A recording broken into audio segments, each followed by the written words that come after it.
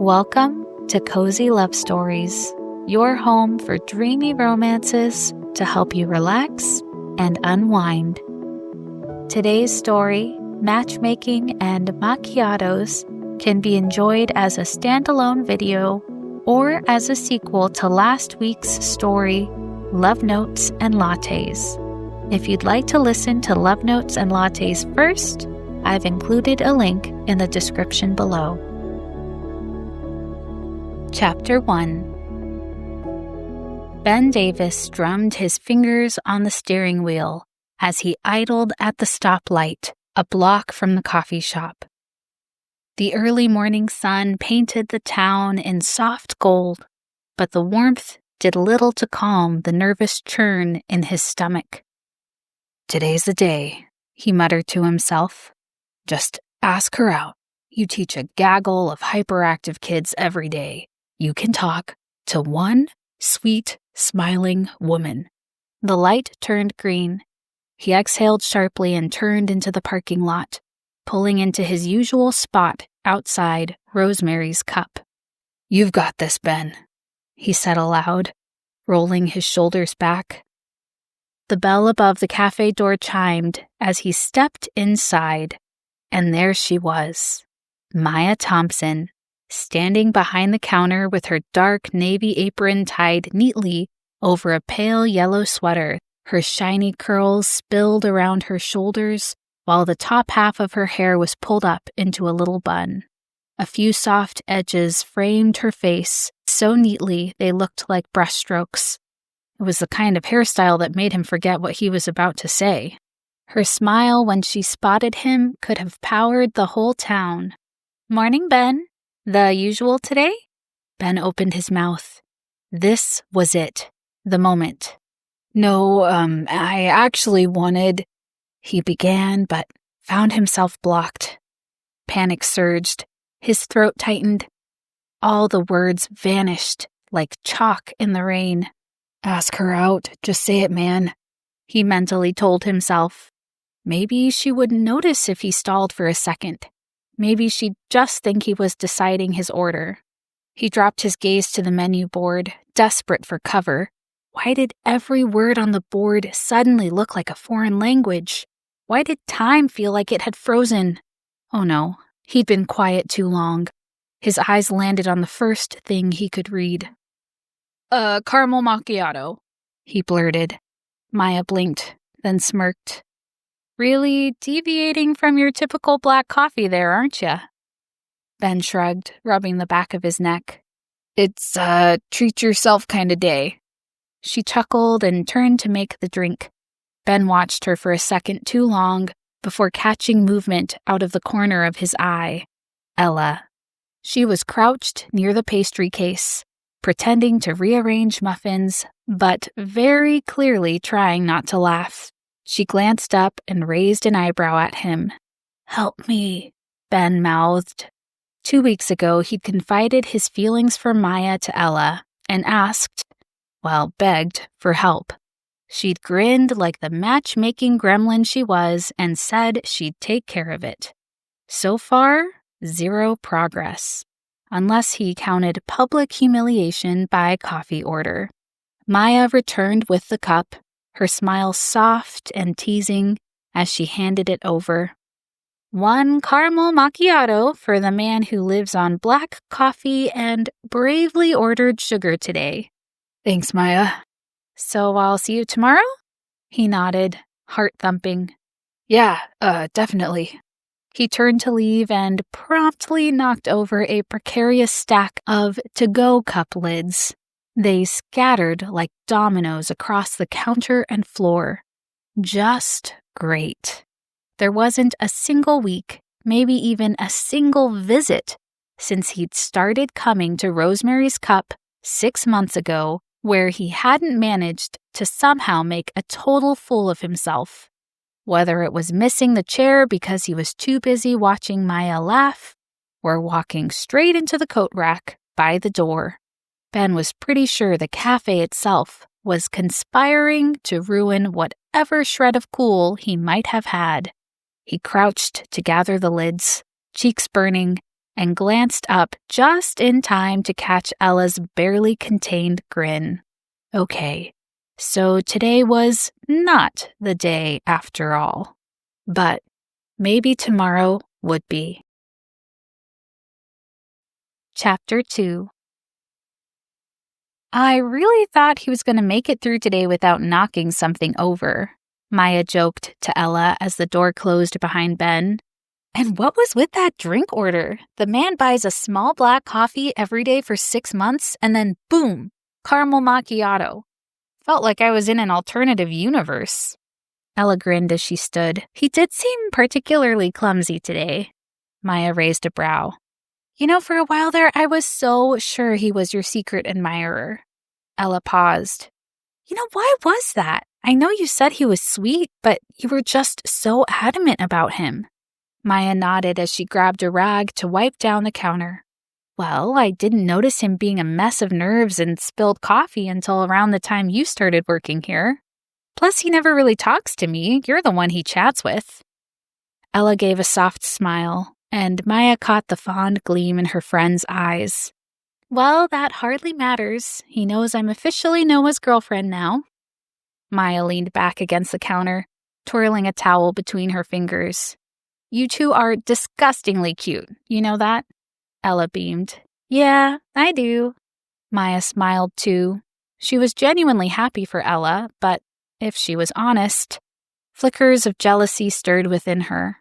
It had been a couple of years since Maya's last real relationship, a slow fizzle breakup that left her more exhausted than heartbroken.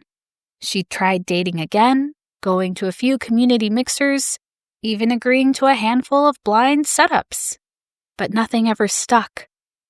Maya's most recent date, set up by her friend Tasha, had been a disaster. Tasha had met Christopher at the gym. He was everything Maya could want on paper. Tall, handsome, and a successful data analyst at a Fortune 500. But he'd taken himself so seriously. He didn't laugh when she told him about playing Sherlock Holmes, when Ella began receiving those mystery love notes, and when she mentioned how she sometimes passed her time in the cafe by making up elaborate backstories for the customers. He just stared at her like she'd grown another head. The final straw had come when he dismissed her hopes of taking over the business. Shouldn't you have an MBA before you take on something like that? He'd asked. To add insult to injury, he ghosted her. She sighed, glancing at the tip jar where the love notes had once magically appeared for Ella. Maybe it was silly, but part of her still wished, quietly and stubbornly, for a secret admirer of her own. Someone who saw her, really saw her. But until she found her Prince Charming, there was caramel drizzle, quirky regulars, and run-ins with a PE teacher who clearly didn't know what to do with himself.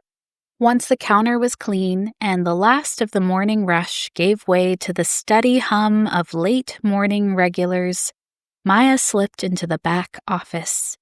She sat down at the desk, waking up the tablet she used to manage the cafe's new inventory system.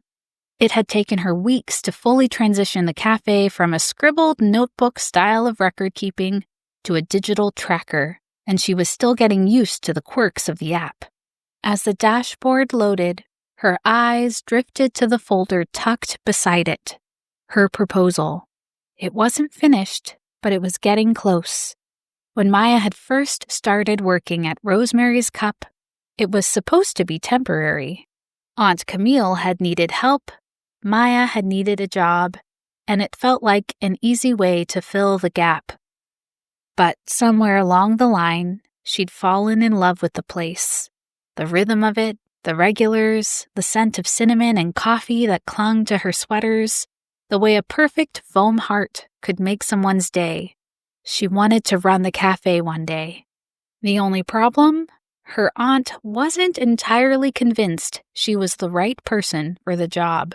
Maya couldn't blame her, not completely. When she first started asking to take on more responsibility about a year and a half ago, she'd made a few rookie mistakes, Like the time she miscalculated a bulk order and accidentally had 50 gallons of oat milk delivered instead of 5. They had to create a special drink just to tempt customers into ordering it. Or when she tried to schedule all the part-time staff using a new app and forgot to confirm shifts. None of the baristas had showed up that Saturday morning. Her aging aunt had to jump behind the counter to run things solo. She hadn't yelled at Maya. Aunt Camille was far too even-keeled for that. And she continued to give Maya more chances to prove herself, but always with that look, the quiet, heavy one that said, "I'm trusting you. Don't make me regret it." Ever since then, Maya had been more careful, intentional, trying to earn back every ounce of that trust. But lately, Aunt Camille had been talking more and more about stepping away, and worse, about selling. There was a corporate chain nosing around downtown, buying up indie shops and rebranding them into something shiny and soulless. Her aunt hadn't made any final decisions yet, but Maya knew time was running out. Chapter 3. The pizza place was noisy. Ben sat in a booth with Ella, Noah, and Harper, his college best friend. A half-eaten pepperoni pie sat in the middle of the table, and Ben had just finished recounting his humiliating macchiato order. Ella snorted. "You know she brought it up after you left, right?" Ben groaned, letting his head thunk dramatically against the cushioned booth back. "Of course she did." Harper, deadpan as ever, didn't even look up from her slice. "Made an impression, though." Noah smirked. "Well, at least you picked something tasty to drink." Ben dragged a hand down his face. "Tasty, but it ruined my macros for the day. The words, 'I actually wanted to ask you out,' were right there, then poof, gone. Brain static." Ella grinned. "At least she smiled. That has to count for something." Ben picked up his water and took a sip. "You think that's bad? I'm even worse at the gym." "You and Maya go to the same gym?" Noah asked. Ben nodded. "That's where I first saw her. She was stretching in the corner doing her yoga thing, and I tripped over a dumbbell trying to walk past her. Full sprawl." Noah winced. "I didn't want to be that guy, you know, that creepy dude hitting on a girl while she's trying to work out. But the mishaps kept happening. Dropped kettlebells, tripping on the treadmill. I even fell off a stability ball once when I noticed her looking my way." Ella was full on laughing now. "And then you started stalking her at the coffee shop?" "Total coincidence. Didn't even know she worked there when I started going," Ben insisted. "But I figured, hey, new setting, clean slate. Maybe I could actually talk to her like a normal person." Harper tilted her head. "And how's that going?" Ben sank a little lower in the booth. Ella leaned forward, resting her chin on her palm. "If Maya was here, she'd tell us we need a game plan. I've already been dropping hints about you to her, and she clearly hasn't banned you from the cafe." "Yet," Ben muttered. Harper tapped her fingers against her glass. "You need low-pressure proximity, community stuff. Group hangs, casual setting where you can just be you, but without knocking over things." Ella nodded. "Exactly. I could loop her into some hangouts like a trivia night, maybe a fundraiser for the school at the cafe, stuff where it doesn't feel like a setup." Harper pointed her pizza crust at Ben. "But whatever you do, no game nights at Spinster Manor." Noah blinked. "Spinster what now?" "It's what my roommate Tia started calling our house," Harper said. "A bunch of single ladies," Ben joked. Harper rolled her eyes and continued. "Tia's great, but if you bring Maya into our orbit too soon, she'll blow it with her matchmaking enthusiasm and possibly scare her off forever. No offense." Ben laughed despite himself. "Got it. Avoid game nights with Tia. Embrace group trivia with you guys. Ella raised her glass. To clumsy charm and controlled environments. They all clinked glasses. Ben smiled. Maybe he couldn't charm Maya with smooth lines or suave confidence, but maybe, just maybe, he could show her who he really was underneath the clumsiness, one carefully orchestrated group hangout at a time. Chapter 4. Maya sifted through a rack of blouses at her favorite thrift shop. She'd spent a lovely morning grabbing breakfast with her friend Tasha, and now the two were lightly chatting between flipping hangers with practiced ease. Maya had already claimed a cardigan in the perfect shade of mustard. Tasha was on the hunt for a vintage pair of high-waisted jeans. "So," Tasha said, her tone casual but her eyes sharp as she glanced over the rack at Maya, "how's dating going since you vetoed the last guy I set you up with?" "I'm in a committed relationship with the cafe. I don't have time for anyone else." "More like you won't make time," Tasha teased, as she moved to another rack. "How are you supposed to meet someone if you don't put yourself out there?" Maya grimaced at a sequined top that had clearly seen better days. "It's not like I'm holed up underground. I could meet someone at the cafe." "And how's that going for ya?" Maya cast about for a good answer. "Well, we've got a regular who comes in, and my coworker Ella was just joking the other day that he has a thing for me." "And?" Tasha prompted. "And?" Maya echoed.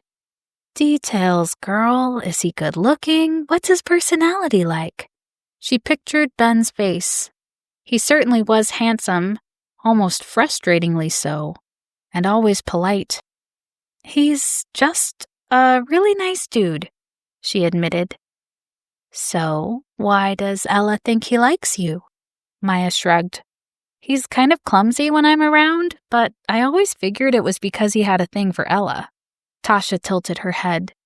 "Did he act sad or weird when Ella got into a relationship?" Maya paused, thinking it over. "No, actually, he didn't." "Then I'm telling you, this guy likes you," Tasha said with certainty. "I once had an ex who was a complete mess around me before we started dating. I bet this cafe guy is in the same boat. You should go for it. Life's too short to wait around." Tasha held up a pair of jeans against herself. "Speaking of going for it, what do you think of these?" Maya smiled. "Definite yes."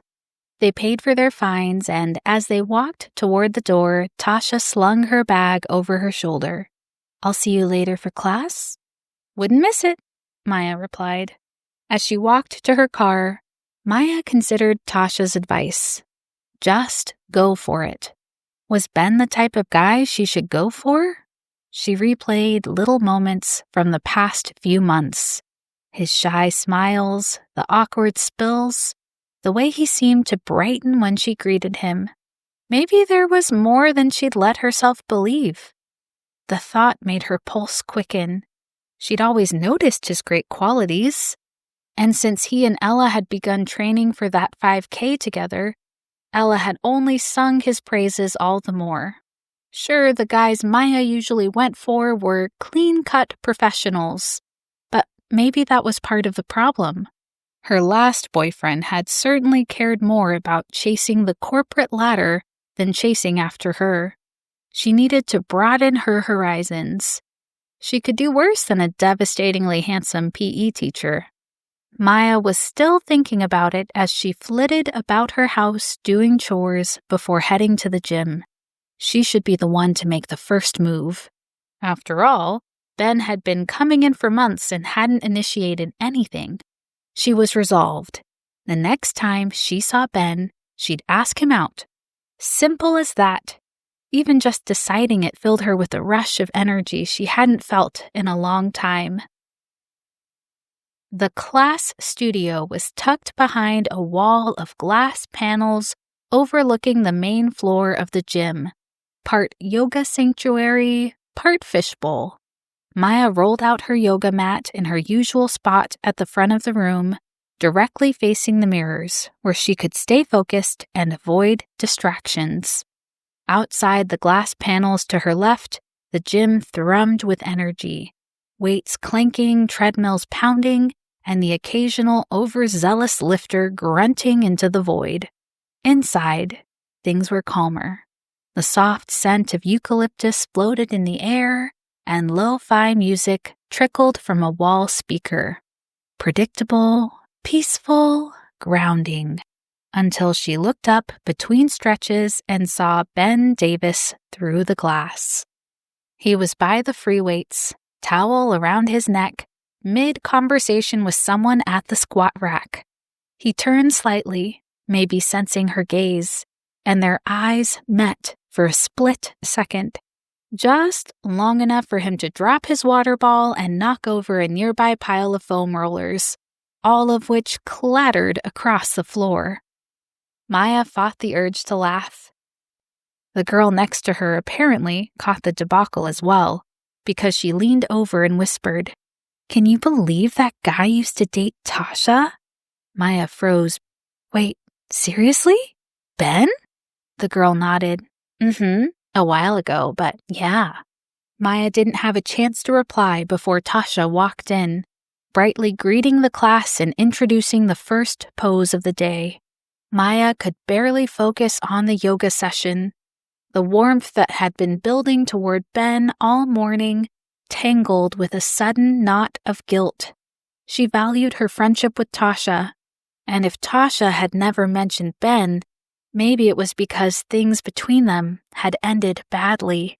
Maybe they'd soured so much that Tasha wanted to erase him entirely from her history. She shook her head and shifted into downward dog. Sisters before misters.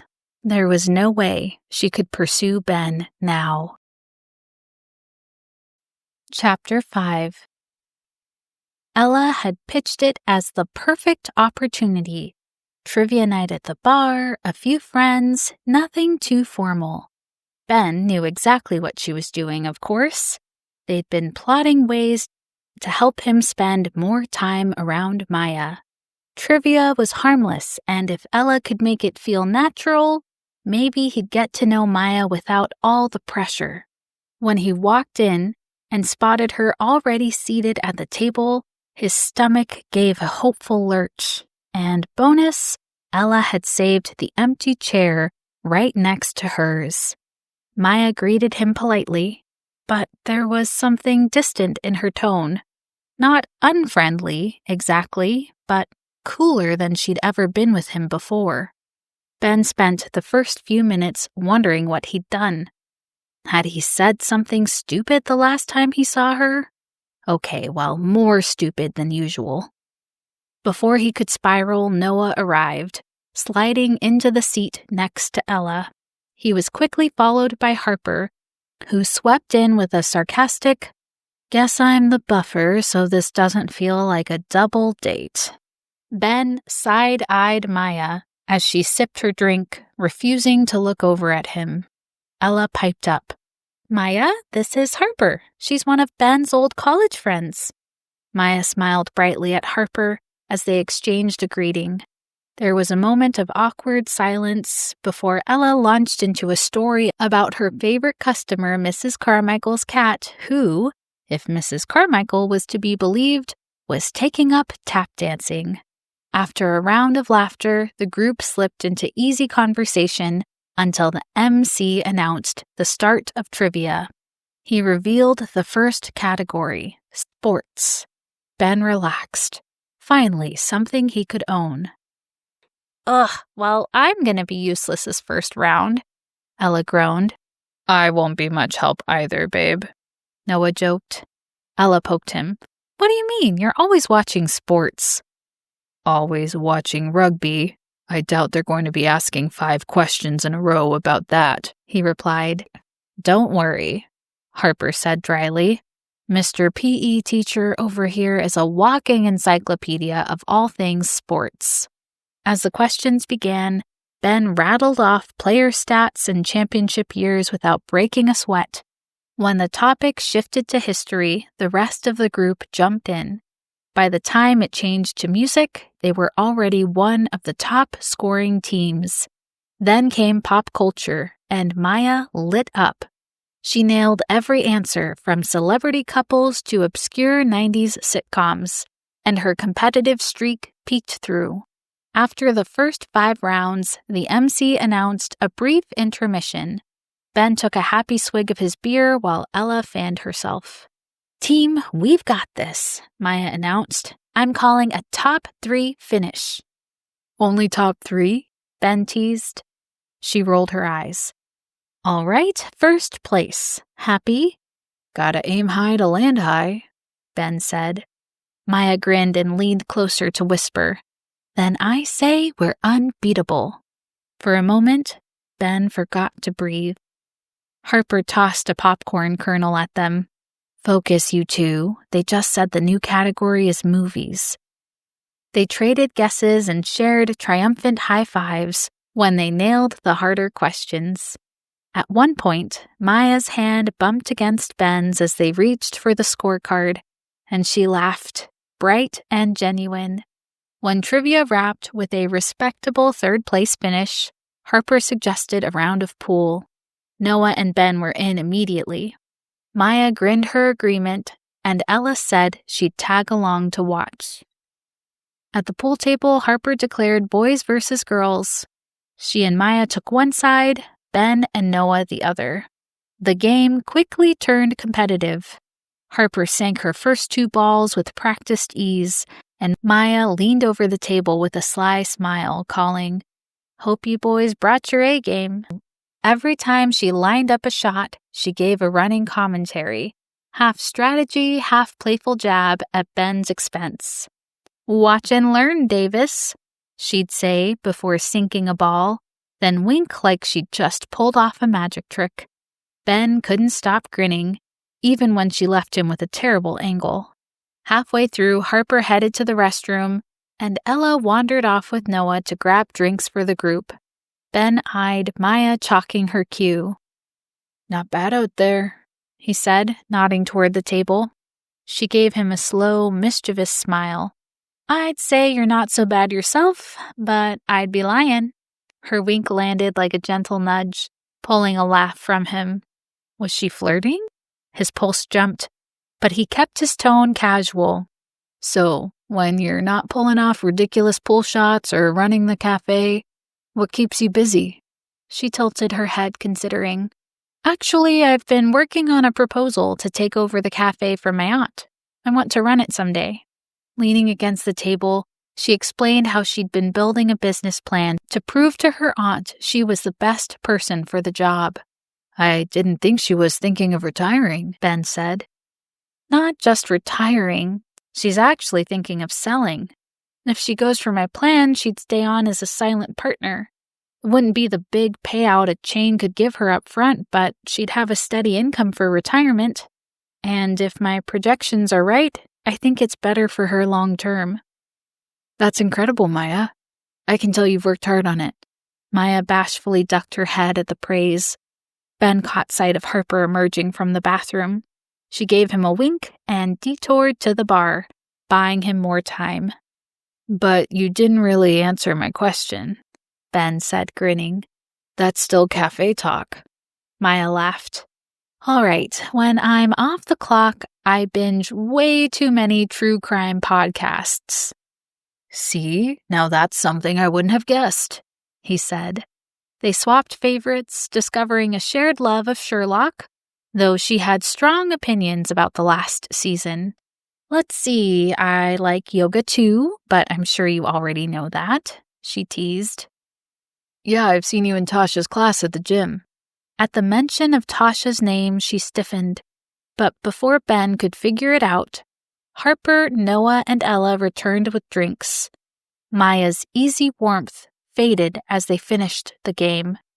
Ben replayed the conversation in his head, trying to figure out what had changed.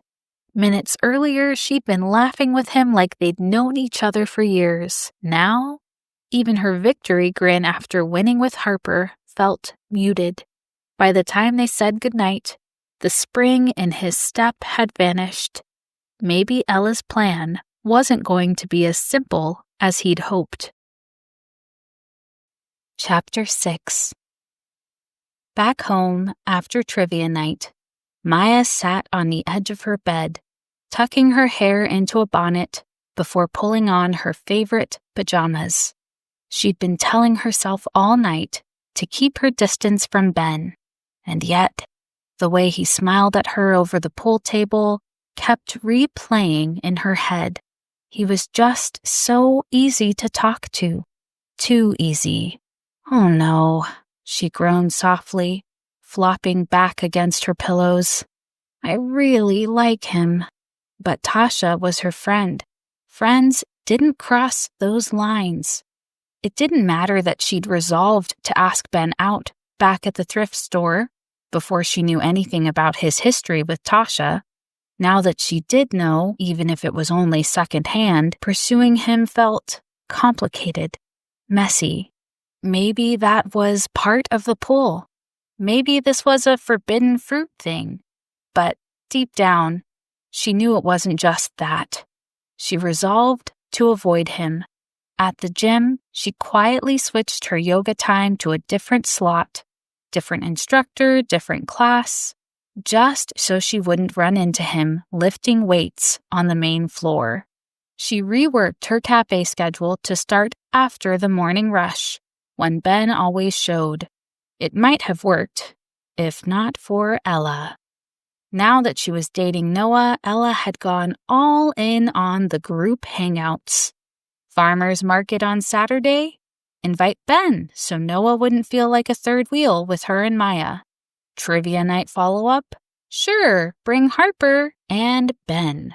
Maya had to accept that Ben was simply part of Ella's circle now, and that meant seeing him, whether she liked it or not. It went on for weeks. The problem was, she was running out of polite excuses to skip hangouts. Of all the times for Ella to befriend him, why did it have to be now? Maya could only blame herself.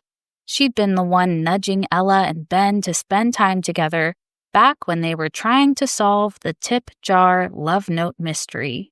Worse still, the more time she spent around him, the harder it became to hold her walls in place.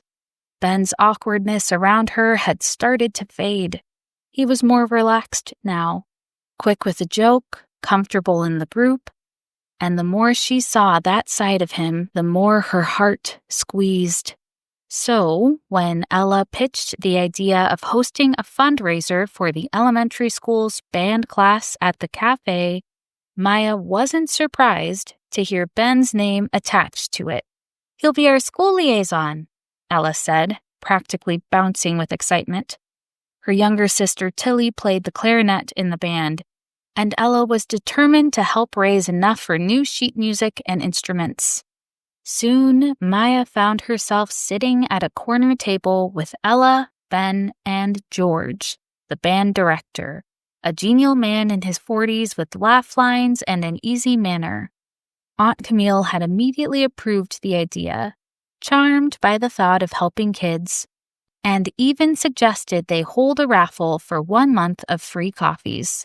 Tickets would be $5 each. Maya was grateful Aunt Camille had agreed so easily after another blunder last week. She'd entered one wrong number in the expenses column, just one, and it had thrown the entire spreadsheet out of whack. Aunt Camille had caught the mistake before it made it into the monthly report, but still, she'd gotten that look. The, "Are you really ready for this?" look. It wasn't a huge error, but it didn't help her case. Not when Aunt Camille was still on the fence about whether to keep the cafe in the family or sell it to a corporate chain. This fundraiser had to go smoothly.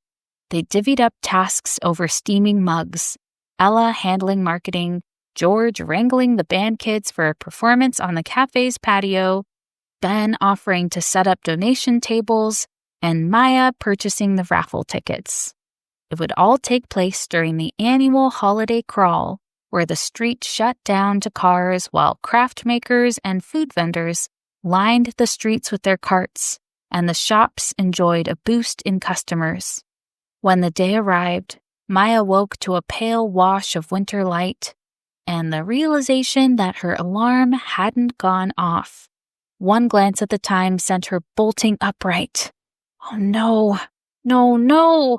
She threw on jeans and a sweater and snatched her bag off the chair. Traffic was a nightmare.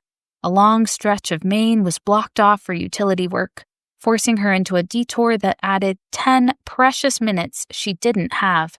When she finally made it downtown, every parking spot within 3 blocks of the cafe was taken. She ended up wedging her car into a side street and half jogging, half speed walking her way to the cafe. By the time she arrived, her breath puffing in quick clouds, George was outside wrangling a cluster of early arriving band kids, their instruments in various states of case unzipping. Ben was there too, taping up signs advertising the raffle. She nodded her greetings and rushed inside.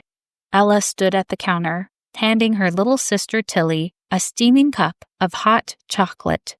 She looked up and broke into a relieved smile. Oh, good. I thought we'd have to start the event with no raffle tickets. That's when it hit her. The tickets, still sitting on her dining table back home. Maya's stomach dropped. Oh, no. What's wrong? Ella asked, frowning. I forgot the tickets. She glanced at the clock. There was no way she'd make it back in time before the event started, and definitely not before Aunt Camille arrived. Ella set down the hot chocolate. It's fine, It's not fine, Maya cut in. I can't have another strike on my record with Aunt Camille. Not right now. It's a minor mistake, Ella said gently. Maybe, Maya admitted. But all these little mess-ups feel like death by 1,000 paper cuts. And if she's already on the fence about me taking over... Before Ella could respond, Ben came in from outside, brushing his hands together. His gaze flicked between them. Everything okay? Ella filled him in quickly, while Maya wanted to sink through the floor. Ben's brow furrowed for half a second. Then his expression cleared. You know what? I can fix this. The elementary school's just a few blocks away, right? I know there's leftover raffle tickets from the fall carnival. I'll run over, grab a pack, and we can replace them after. Are you sure? Maya asked. Positive. He was already heading for the door. I'll be back before you even finish your coffee. True to his word, 10 minutes later he was back, a roll of bright red tickets in hand like it was no big deal. Ben spent the rest of the day manning the raffle table with an easy grin, charming passers-by into buying tickets. You know you want a free coffee for a month, he'd say, handing over the stubs. Every so often he'd glance toward Maya serving customers inside the cafe, and she'd quickly look away, pretending to be engrossed in arranging pastries. During a lull, Ben wandered inside to warm up. We've already sold 50 tickets, he said, his eyes lighting with pride. That's amazing, Maya replied, genuinely impressed. You're good at this. He grinned. Guess I finally found my calling, professional raffle salesman. She laughed, shaking her head. Don't quit your day job. They stood there for a moment, smiling at one another. Maya felt it then, that dangerous rush she'd been trying to avoid. He'd been so kind to her, and that made staying away from him all the harder. She doubled down on her conviction to maintain her distance and focus on the one thing she could control, her work. If she couldn't trust her feelings, she could at least keep her focus on proving herself to Aunt Camille. One evening, she and Ella sat at the cafe's back table, laptop screens glowing, papers spread out between them. Ella scrolled through mock-ups for a redesigned cafe menu and a fresh logo, projects Maya had asked her to take on 3 months ago. Her plan was to present Ella's marketing designs alongside her own full proposal, a 10-year vision for the cafe's growth. Not just themed seasonal menus and cozier branding, but detailed revenue and profit projections. Her research showed they could open a profitable second location in the arts district within 3 years. She needed to show Aunt Camille proof she wasn't just daydreaming. She was building a future worth investing in. Chapter 7. Ben hadn't seen Maya since the fundraiser. She'd been conspicuously absent from the gym, and with Christmas break, he hadn't had his usual excuse to swing by the cafe on his way to work. Not that it would have done him much good. Maya hadn't worked the early morning shift in weeks. Still, he couldn't stop himself from keeping to his coffee routine, hoping she might just be there. In early January, he finally spotted her at the gym. He was there with Ella and Noah, walking them through a treadmill workout as they prepped for the Polar Bear 5K later that month. He spotted her through the row of treadmills and willed himself to play it cool. Maya glanced their way, gave a polite smile, and looked back toward the free weights. And then he lost his footing, the treadmill belt shooting him back to the ground with a thud. Ben scrambled upright, cheeks burning. Maya was already there, offering her hand. "You okay?"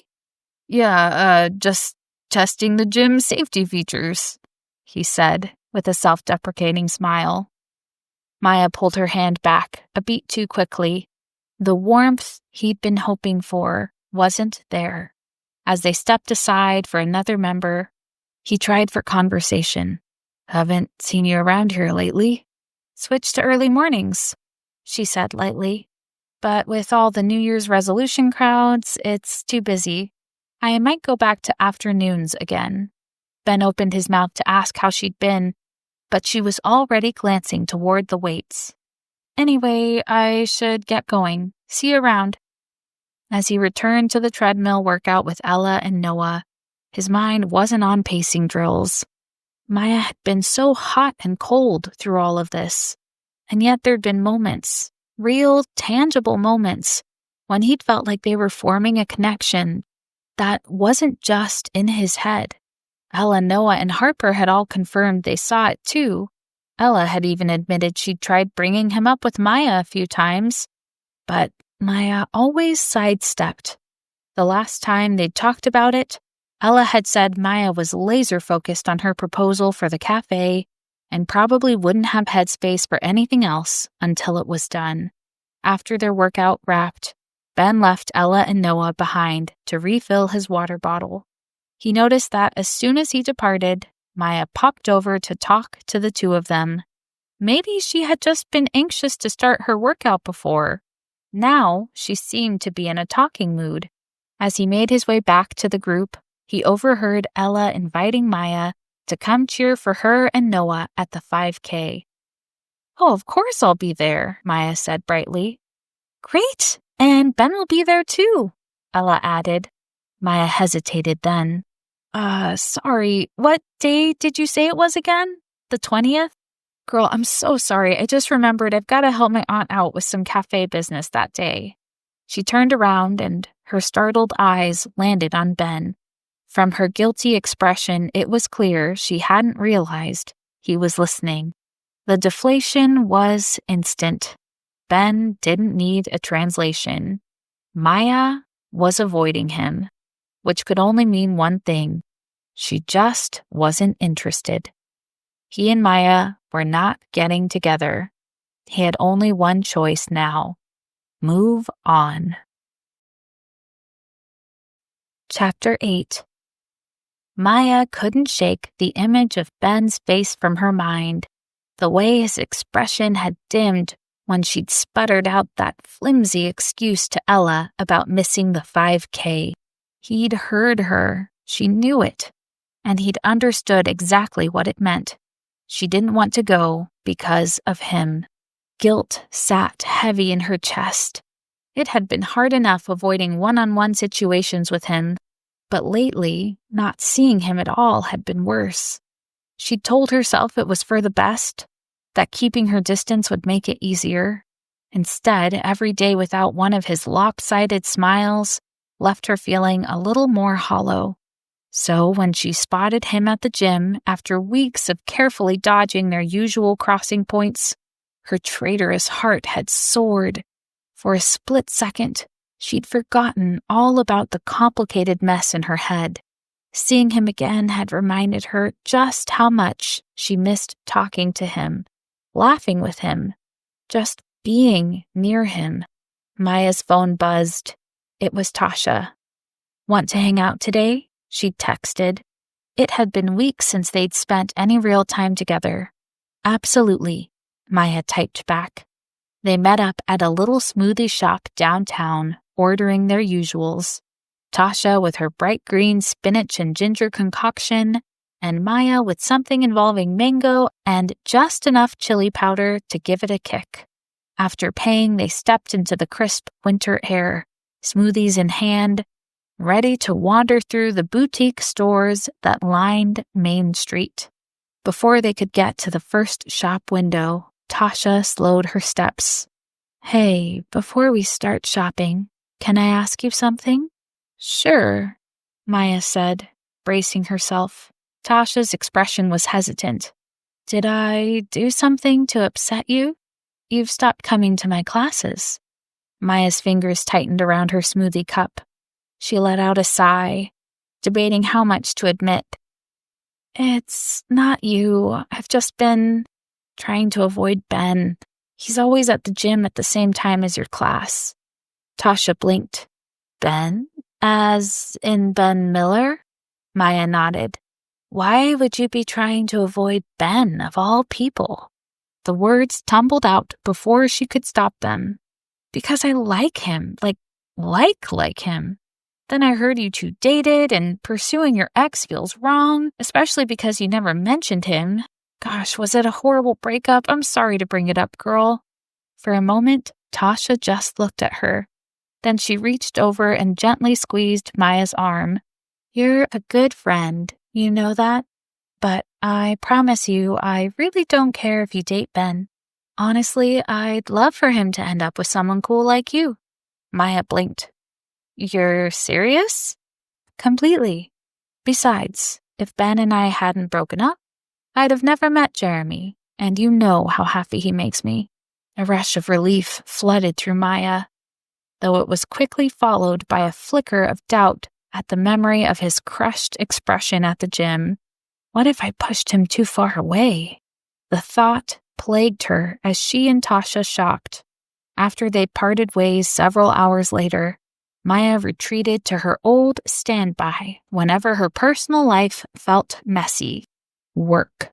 She quickly found herself in the cramped cafe office, proposal notes spread out on the desk, determined to bury herself in profit projections. But no matter how many times she reread the numbers, her brain drifted back to Ben, his laugh, the way he always seemed to listen like she was the only person in the room. By the third time, she realized she'd been staring at the same spreadsheet cell for 5 minutes. She groaned and pushed back from the desk. If she was going to make any headway with her proposal, she needed to sort out this situation with Ben. And for that, she needed a plan. One thing was sure, she wasn't going to keep her feelings bottled up this time. Chapter 9. The morning air was crisp enough to make her cheeks sting, but Maya barely noticed. She decided she wasn't going to sit this one out, not today. The Polar Bear 5K was the perfect chance to make things right, and maybe, just maybe, to show Ben what he really meant to her.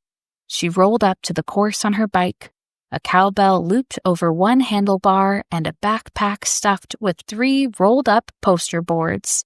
The start line buzzed with nervous energy. Runners stretching, volunteers calling out directions, music thumping from a portable speaker. When the horn blew and the crowd surged forward, Maya pedaled ahead along the sidewalk until she reached the first mile marker. She propped her bike against a lamppost and pulled out her first sign. Go, Ella, go. It wasn't long before she spotted them. Ella, Noah, and Ben jogging side by side, laughter still mingling with their breath. Maya waved her sign wildly and rang the cowbell with gusto. Ella's eyes lit up. She veered toward the sidelines, nearly bouncing, practically bouncing with excitement. You came, she panted. Wouldn't miss it for the world. Maya grinned, pulling Ella into a quick but fierce hug.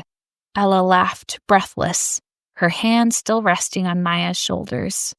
You're the best, Ella said, eyes bright despite the effort of running.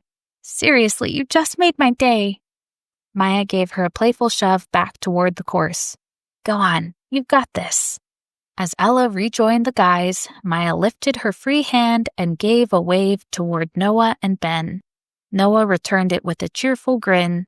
Ben's eyes lingered on hers for a second before he smiled and dipped his head in acknowledgement. Then all three fell back into stride together.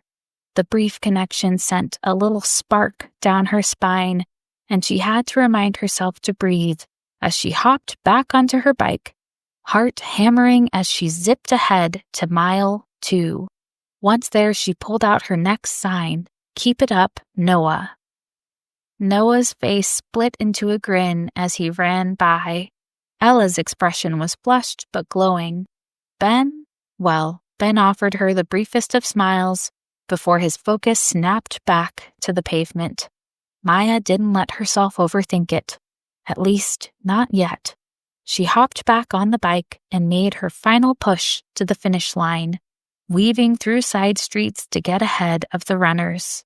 Once she staked out a spot by the finish line, though, there was nothing left to do but wait, and waiting left far too much room for her brain to run wild.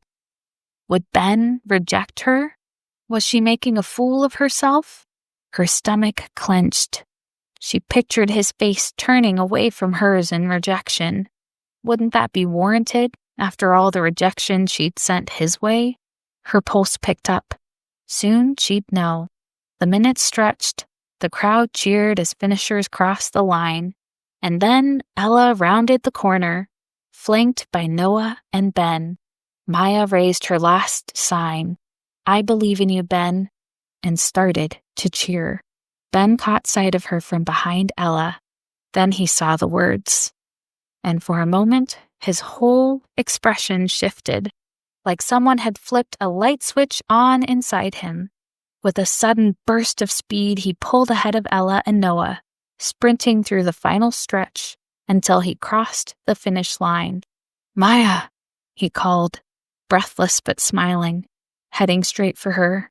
Great job, Ben, she said, and before she could second-guess herself, she stepped forward into a hug. His arms wrapped around her instantly, warm and strong and holding on for just a fraction longer than necessary. When he finally let go, he was still smiling at her in that open, disarming way. Thanks for the support, Maya. She could only nod, her throat tight, before Ella and Noah appeared, flushed and happy from the run. Ella wiped wet from her brow and beamed. We're going to happy hour to celebrate. Me, Noah, and Ben. Will you come too? Maya hesitated for a heartbeat, and then agreed. Chapter 10. Ben arrived at the bar a good 15 minutes early. Too early. He'd already adjusted his seat twice, fiddled with the coaster in front of him, and taken a sip of water he didn't need. The whole time, his mind kept replaying that moment at the 5K. Maya's sign, her grin, the way she'd hugged him like she'd actually meant it. He told himself it was probably wishful thinking, but the spark he'd felt earlier had lodged itself in his chest, steady and insistent. When she finally walked into happy hour, he'd almost forgotten how to breathe.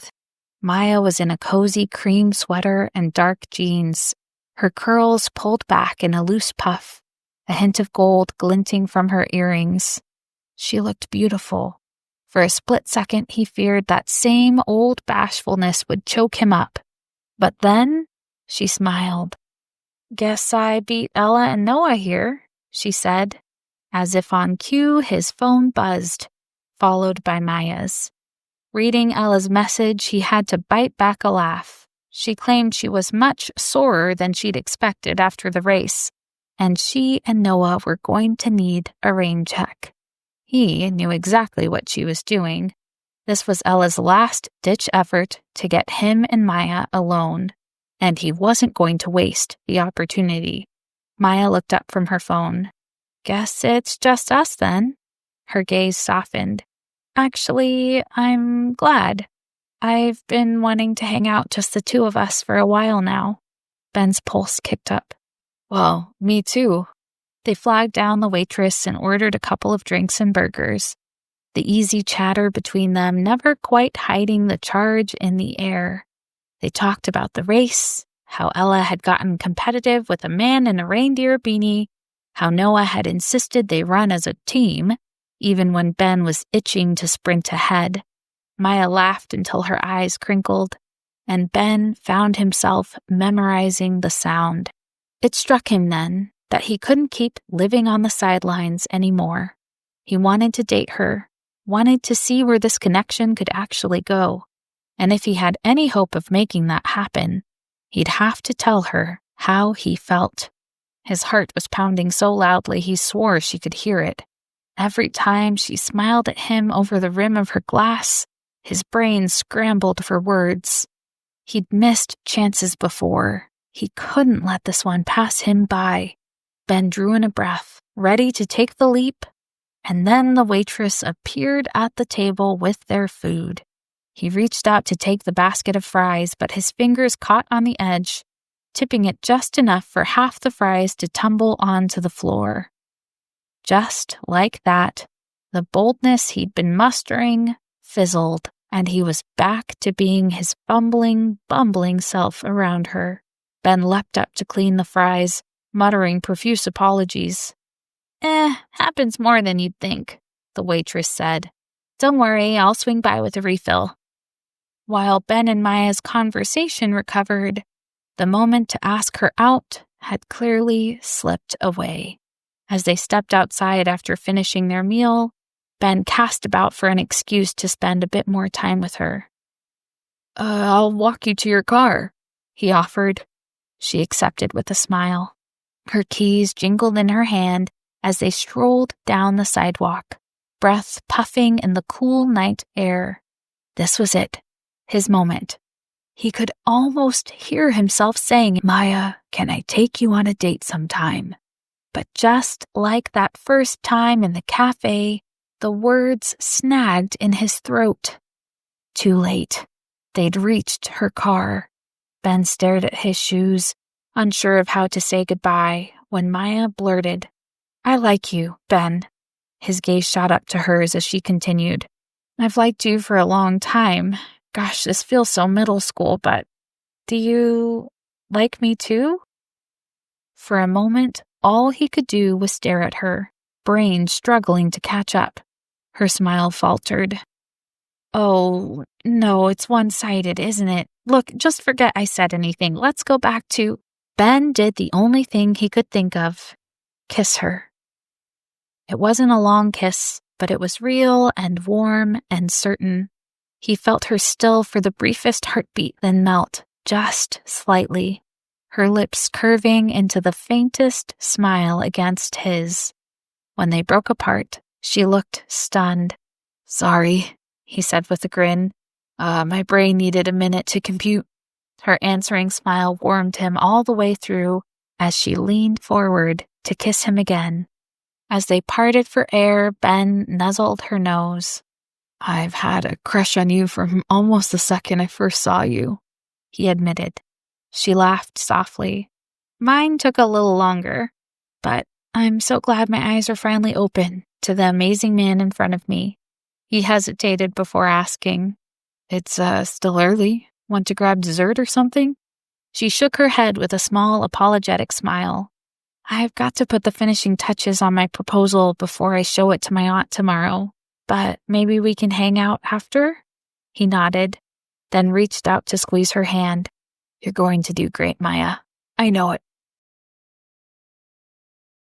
Chapter 11. Maya didn't mean to pull an all-nighter. She'd meant to tweak 3 slides and go to bed like a well-adjusted adult. But sometime between reformatting the cash flow table and polishing the market analysis for the arts district, the sun nudged a pale line over the horizon. She blinked at the office clock in the back of the cafe. 7:42 a.m. Her aunt always liked early morning meetings. The cafe was closed on Sundays. No hum of the espresso machine, no clatter of mugs, just the soft tick of the wall clock and the cocoon of roasted coffee air that never quite left the old brick space. On the prep table beside her laptop, she'd arranged printouts in tidy stacks, branding mock-ups from Ella, inventory reports from the new system she'd implemented, and a glossy bound packet titled 10-Year Growth Proposal, Rosemary's Cup Cafe. She traced a finger over the cover. The bell above the door chimed, and Maya straightened. After a moment, Aunt Camille stepped into the office. She paused, taking in the neat rows of papers, and smiled in that careful, measured way of hers. "Mornin', honey." Her eyes softened when she reached Maya and pulled her into a hug. "You look awake, barely." "I'm powered by adrenaline and 2 questionable cups of drip," Maya laughed, then winced. Okay, maybe it was 3 cups. Aunt Camille set her tote on a chair and shrugged out of her coat. "Let's hear what you've got. I'm excited to see Ella's designs." "Oh, I've got more than just her designs to share with you, Auntie," Maya said, opening her laptop and connecting it to the small projector pointed at the office whiteboard. The first slide glowed. Brand refresh. Ella Monroe Design Concepts. "We'll go through Ella's pieces first," Maya said. "You've already signed off on letting her explore options, so I wanted to start with what you were expecting." She clicked through the mood boards before moving on to new to-go cup designs and window lettering with a subtle vine motif. She then moved on to a streamlined design for the menu board with areas for seasonal items to be highlighted. Aunt Camille leaned forward, elbows on the table, studying. "It's a lot," she said finally. "A whole lot of changes for one little coffee shop." Maya had anticipated the reaction. She even had a sticky note on her laptop that said, "Pause here, breathe." But still her aunt's apparent doubts slipped under her ribs. "You're right," Maya said. "And that's because it won't just be for one little coffee shop." She let the sentence hang, felt the tremor of it in her chest, then advanced to a slide reading Phase 2, Expansion Feasibility. She walked her aunt through her analysis. Foot traffic data for the arts district, lease comps, a 3-year projection chart that, to Maya's sleep, blurry eyes, looked almost beautiful. "With a few tweaks to our business model, we could be ready to open a second location in 2 to 3 years. She clicked again, revealing seasonal menu ideas that played to the brand refresh. A maple walnut latte in the fall, a spiced orange mocha for the holidays, and a springtime lavender honey cappuccino. Her next slide showcased an outline of community partnerships that included book club nights, open mic poetry, and student art showcases. "And the money?" Aunt Camille asked gently, once the glow of concepts gave way to the hard math. Maya flipped to the spreadsheets. She walked through the initial capital needs, the break-even points, conservative versus optimistic projections. She acknowledged the risk, named the contingencies, and circled back to the proposed ownership structure. Aunt Camille would continue on as a silent partner, earning a steady distribution that, over 10 years, outpaced the lump sum offer from the chain by a considerable margin. "I know it's not as simple as taking a check and walking away, Aunt Camille, but I think we can give you something else. income, legacy, and a place that still feels like yours. Silence stretched, gentle but taut. Aunt Camille looked at the screen, then at the bound packet, then at Maya. The way someone looks at a puzzle and realizes it's more picture than pieces. "You've put a lot of work into this," she said finally. Maya swallowed. "I have. And Ella's done good work too. You two make a good team." Warmth flickered in Maya's chest. "So?" Maya said, slowly. Aunt Camille didn't answer right away, but stared at the final slide projected on the whiteboard. Maya remained still, palms pressed flat to her thighs to keep from fidgeting. When Aunt Camille looked back at Maya, her eyes were bright. "So, you've given me a lot to think about." Epilogue, 2 years later. The morning after Ella and Noah's wedding was quiet, the world softened by the hush of a lazy Saturday as Ben and Maya strolled hand in hand through the arts district. While the lead-up to the wedding had been a flurry of fittings and DIY decorations, it had all been worth it. Ella had been a vision in a smooth silk gown that accentuated her in all the right places. Maya had fought tears from her spot as maid of honor, where she had a perfect view of Noah's beaming face as Ella walked down the aisle. It was perfect. Maya and Ben slowed as they reached the corner of Pine and Market, where sunlight spilled over a storefront painted with curling green vines and delicate blossoms. Through the glass, a steady trickle of customers filled the space, laughter and the hiss of milk steamers drifting faintly through the open door. Ben stopped, taking it all in. "Hard to believe this place was just an idea on one of your late-night spreadsheets 2 years ago." He gave her hand a squeeze. Maya's smile turned proud as she looked at the bustling cafe. "Honestly, it's harder for me to believe it's only been open 6 months. Feels like a lifetime. Aunt Camille already wants me to start working on plans for a 3rd shop." They continued down the block until they reached the park, a green space tucked between brick buildings. Ben spread out a picnic blanket beneath the dappled shade of a sprawling oak and then unpacked a basket, half full of leftovers from the wedding reception. They lingered over cold chicken salad sandwiches and slices of cake until Ben leaned back on one elbow, eyes glinting. "You know, that wedding was so much fun, makes me wish I had another to go to." Maya flopped onto her back dramatically, with an arm over her eyes. "No more wedding talk. It's literally all I've been talking about for weeks. I don't even want to think about weddings for another year." "Well, that's great then," Ben said, tone deliberately casual. "So we'll wait to start planning ours until next summer, after you're ready to think about weddings again, and then we'll have it a year after that." Maya's arm slid down enough for one eye to peek at him. "What do you mean, ours?" She froze, the rest of the sentence catching in her throat, when she saw him kneeling beside the blanket, a small velvet box in his hand. "Maya Thompson," he said, voice steady but soft. "Will you marry me?" Her answer came in the form of a squeal and a full-body tackle that knocked him backward onto the grass. They laughed breathlessly, limbs tangling, hearts racing. "Yes," she managed between kisses. Ben opened the box and slid the ring onto her finger, his smile so full it nearly undid her. Thanks so much to those of you who stayed until the end.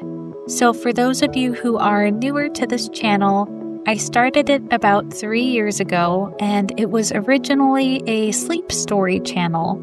Writing sleep stories was initially fun, but I found that I was more interested in writing stories that had conflicts and highs and lows and more interesting plots that typical sleep stories have.